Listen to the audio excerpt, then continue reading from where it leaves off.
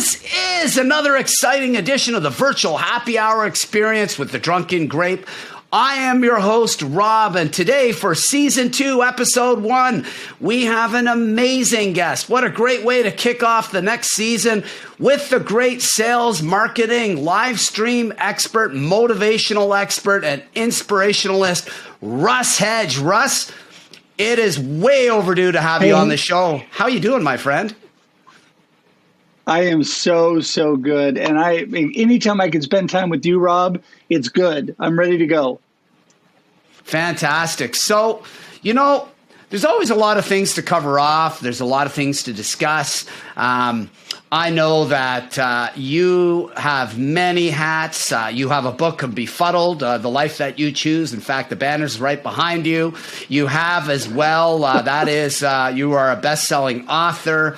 You are also a sales guru. You take a lot of sales expertise and coach people with it. And you also have a very inspirational show, Marketing with Russ, or is it AKA Marketing with Russ, as well as The Experience with the great Scott Smith. How did you get started on this journey, my friend? You've made a huge impact on social media.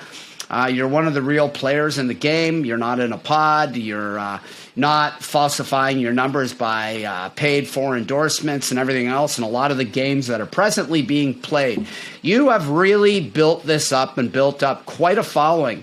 What got you motivated into this road?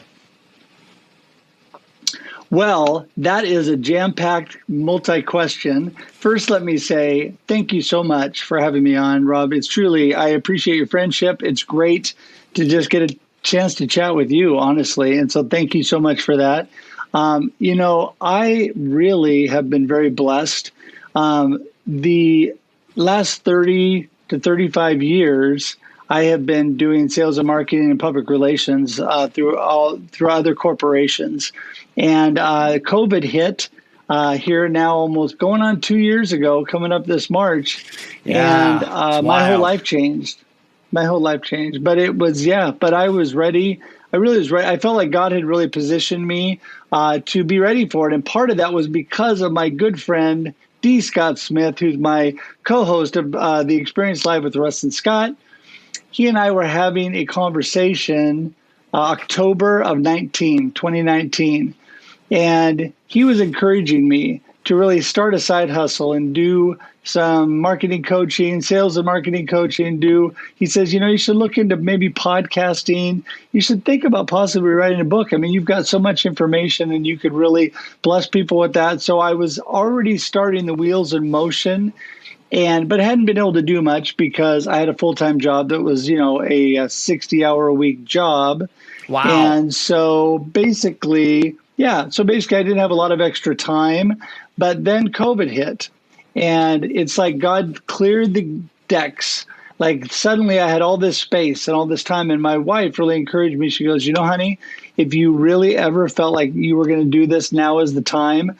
Now you have space, you have time to do it. So that's what really launched what I am doing currently, full steam ahead. Within 5 months, I'd written my book, Befuddled, Live the Life You Choose. Got to do the hand motions, Befuddled, Live the Life You Choose. And that was a great, encouraging book to encourage people to live the life they choose. Life happens, I always say, and then we get to choose. So that is what that was all about. I could talk more about that. But then I launched into doing some podcasting. And I can go through all of that, but I've gotten to the point where now I have Marketing with Russ, AKA #RussSelfie, which tomorrow, by the way, is my Christmas special that, Rob, you will be on. Yeah. Also, I have, that's right, I'm giving dates. But anyway, also I have Russ Reels Live, which is another live stream you've been on, and The Experience Live with Russ and Scott. So I have those three.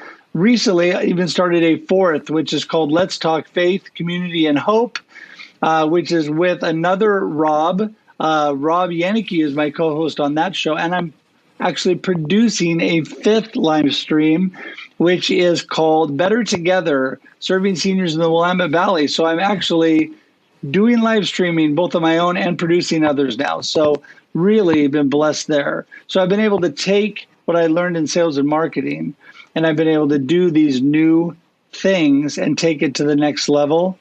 And so there you go. That's kind of the intro to me.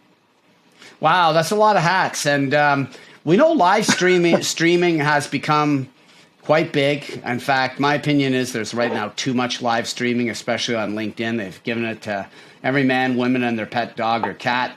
But you have impact because it's a show that's original content. You've been at this a while. The show has been entrenched a while. And you've really built this up. You're not part of a fad, but you're part of really a movement to bring live streaming into mainstream. And it's a great way to get your story out, your message out. I mean, you've done a brilliant job with this. You know, I'm blessed to have been a guest. You've had numerous guests on this show.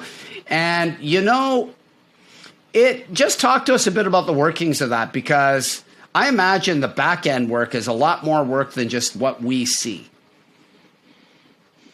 Right. Yeah, that's where I think people get overwhelmed, because when you don't know what you're doing and putting the show together and producing that, it does take a lot of legwork.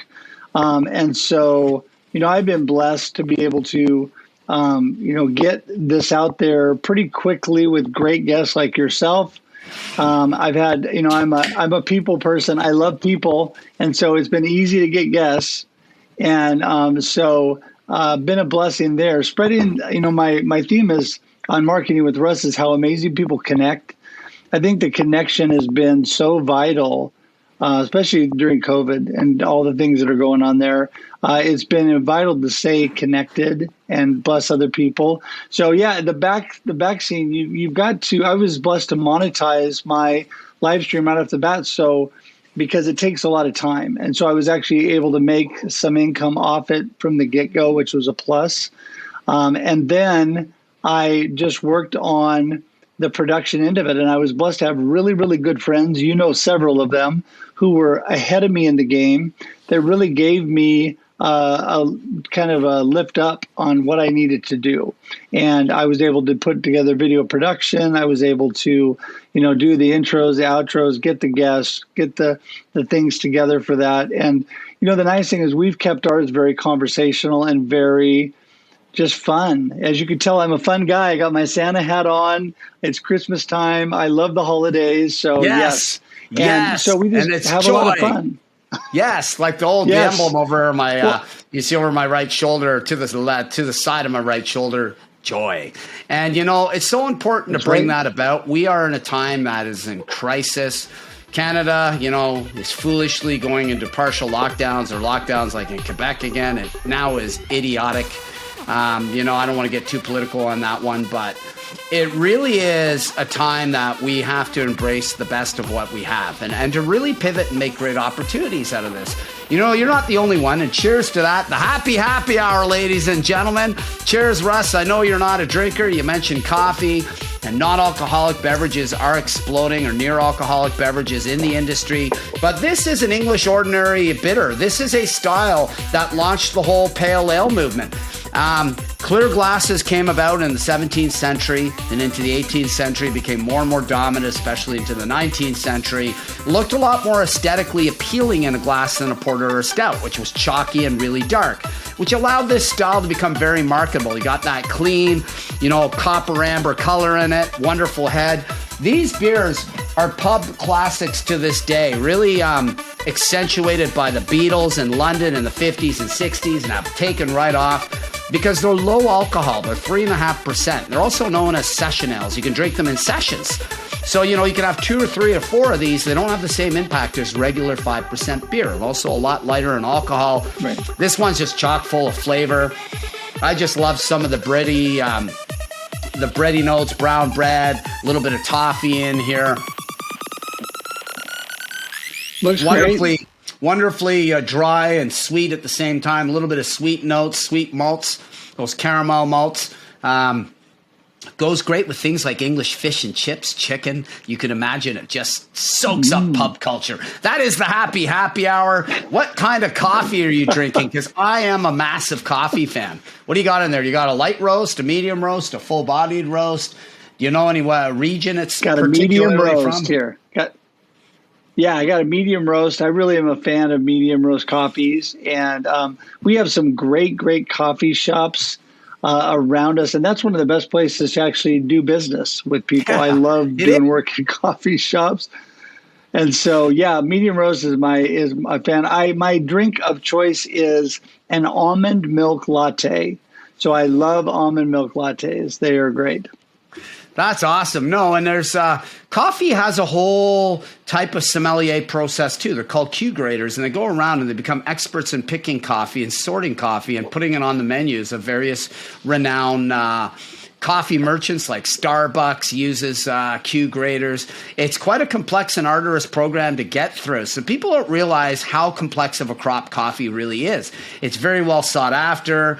I would imagine it's into the hundreds of billions of annual revenue, and I'm not joking when I say that, because you think about it, beer is about $750 billion. Wine is 1/10 what beer is on the economy. And spirits is certainly a lower number than that, but coffee has to be really high. It'd be interesting to Google that and really find it out. I am a huge coffee fan myself, too. I love it. I am lost without coffee in the morning. And if you want to enjoy an alcohol-free happy hour, coffee's always a great invite on the happy hour of an alcoholic-free happy hour, you know? Remember that there's probably, to some degree, maybe 15 to 20% of adults don't even drink for various reasons, whether recovering, they're addicts, and, you know, that's great that they stopped. It's against religious practices or beliefs, or they just decided they had enough of it and it wasn't for them. And, you know, whatever your choice is it's your choice, and we all respect that. I always preach as a sommelier and a beer sommelier, in fact, that lighter moderation is the best way to go. And I really don't believe you should drink every day. You know, some pundits say, hey, it's okay to have a glass of wine or two a day, depending on your body weight and size, male, female. But the problem with that, Russ, is people are creatures of habit. What do you think happens usually to people when they invite alcohol in every day? It very quickly goes from a glass of wine to a bottle of wine. It very quickly goes from one or two beers to a six-pack of beer. And you get into that habit over years. It can be very destructive to your health. It can also be very destructive to your mental mood and emotional state. And I really believe that. I think balance and harmony and lighter moderation is really the key. I mean, I don't really like going out and drinking to the point of excess too much. Once in a while, I'll binge drink on a holiday, sure. But my standard drinking is, you know, there are about 2 or 3 days a week I don't even look at booze. I don't even touch it. And then usually I crack a beer. I crack a glass of wine. I share a bottle of wine with 2 or 3 people, and I'm done. And I love it because it accentuates the social in a positive way, much like coffee does. You're so right, because everybody enjoys that beautiful beverage of coffee in front of them too. And getting into that and talking about the whole networking, sales, and marketing techniques, you know, a lot of people try to drive vanity metrics on social media, but they forget the essentials of selling. And I know you're a big pundit of, you know, cold calls, basically converting them so they're warm calls. Basically, you're having conversations with friends. Talk to us a little bit about that process, because, you know, if you're watching this, and by the way, make sure to like this channel, make sure to subscribe to the channel, but make sure to also follow the playlist, the Virtual Happy Hour Experience. Make sure to share it as well and comment below, because it really helps drive the metrics for our YouTube channel here. And Russ, what's your sales and marketing advice, particularly for the young that are really addicted to social media? Do you believe, first of all, that they need to get back to some traditional sales practices? Well, I think nothing ever beats traditional tactics in the long run, because connection is what it's all about. And even if we have to connect online because of circumstances, COVID, still that personal touch, still that face-to-face. And when we can be face-to-face and in the same room, it's even better. I mean, you and I have become great friends and have been able to see each other and haven't been able to be in the same room yet. So there is ways that you can actually really utilize that in a positive way. But, you know, the biggest thing is really connection and relationships and building those over time, like you said. And I have a workshop that I do called Turning Cold Calling into Making Friends, which is all about relationship marketing. That's it. And so relationship marketing is really where it's at. And that begins long before you go out to call on somebody to get them to buy something. The people that just go cold to everybody and try to sell something to them right off the bat are the people that get shoved out the door, the people that get the office doors closed on them, that people run for the other room. And that is not what you want. Oh, yeah. Listen, you're 100% right, man. Did you ever come across the DEI sales course? Have you ever heard of that? It's about cold calling. I have not heard of that one, no. So it was invented by, I think it was a New York Jewish businessman who was really good at cold calls. So he wrote up this whole book on it. And as much as what they call ledges. So if you come back and I call you and you say, hey, what's this about? And I said, well, this is something that could revolutionize your time. Would you be interested in it? That's an example of a ledge, because what it does is it turns back an open-ended question to you and keeps you engaged. And we know that the game of cold calling is to keep the person on the phone as long as possible. Because what happens when they're on the phone with you? It digresses into a conversation eventually, and that conversation becomes, for the moment, the feeling of a relationship. Now, I'm going to break this down because I may not have the exact scientific expertise that you do, but I spent years in sales too, and I actively sell for my own business. So what happens is I call that situational relationships, because when you're off the phone, and you may have won that deal and convinced them to sign that paperwork or come in and see you, because always invariably the first step's to book the appointment to get that live face-to-face. But the problem with this is there's no relationship value. None, zero, zip. It's transactional.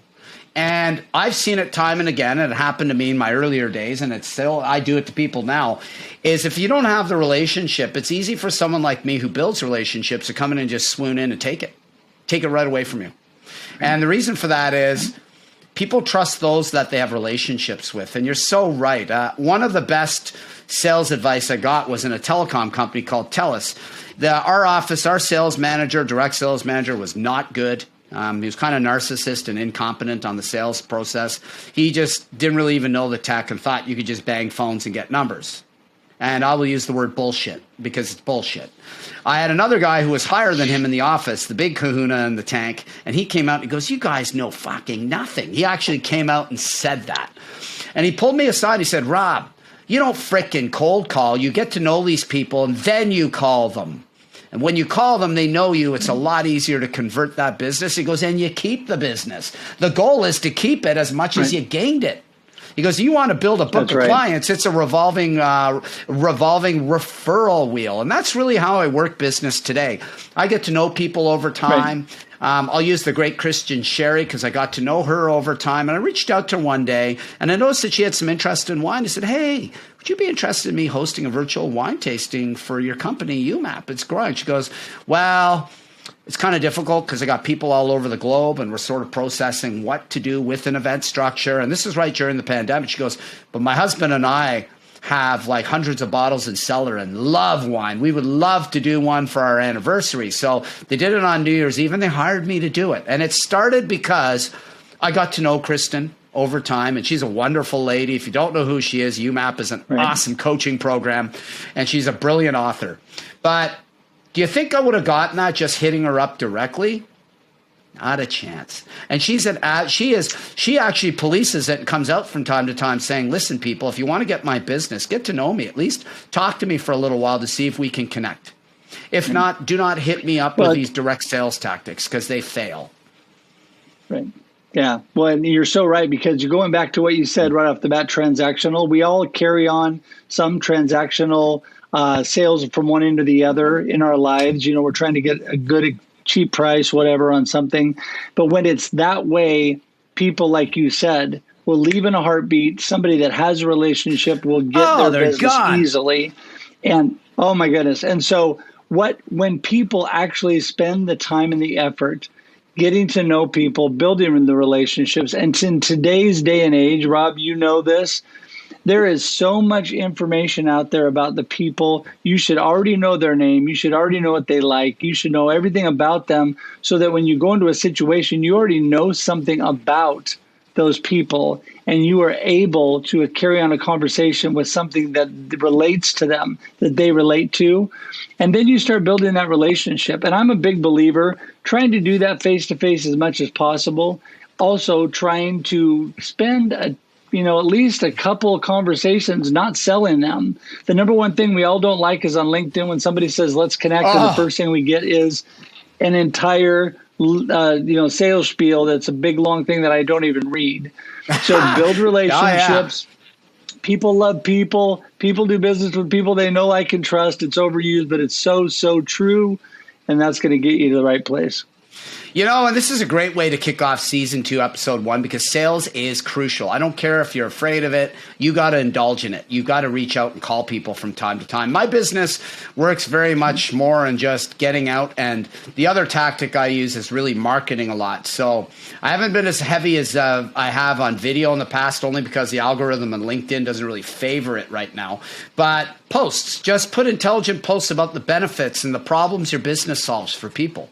This gets attention. That's right. And people, once they've read 3 or 4 of these, are going to start getting glued to what you're saying and doing. It takes time. Nothing got built in a day. There's a reason that, and I can talk from my own business experience. I'm in year 6, and I steadily, since last year, I pivoted and went virtual on the virtual event side. My live side died. But before, it was really a hobby business because the live business was so entrenched here in Ottawa, and it was hard. And nobody was into the virtual game. The pandemic has changed that. And for me, it was a paradigm shift. But I can tell you, from the years of doing active TV spots, being active on LinkedIn, doing active video, when the pandemic hit, I was positioned.